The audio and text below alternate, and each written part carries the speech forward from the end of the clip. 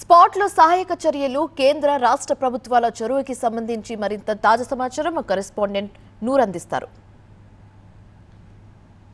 LBC ప్రమాదం తర్వాత రాష్ట్ర కేంద్ర ప్రభుత్వాలు లోపల చిక్కున్న కార్మికుల్ని కాపాడడానికి అనేక ప్రయత్నాలు చేస్తున్నారు. ఇప్పటికే ఎన్డీఆర్ఎఫ్తో పాటు ఏకంగా ఆర్మీని కూడా రంగంలో దింపారు. మరి కాసేపట్లో నేవీ కూడా రంగంలోకి రాబోతుంది.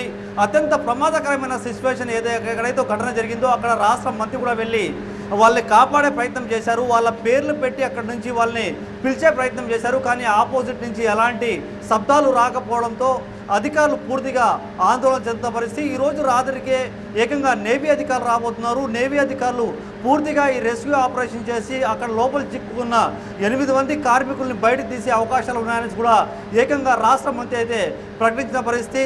సాధారణంగా ఎస్ఎల్బీసీ ప్రమాదం అత్యంత బ్యాడ్గా ఉంది. అత్యంత ప్రమాదకరమైన సిచ్యువేషన్.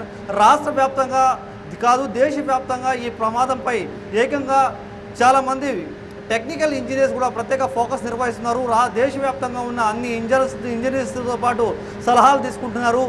కేంద్ర రాష్ట్ర ప్రభుత్వాలు ఏకంగా నేవీతో సలహాలు తీసుకుంటుంది. ఏకంగా నేవీని రంగంలోకి దింపిందంటే ఏ స్థాయిలో ప్రమాదం జరిగిందో మనకు అర్థమవుతుంది.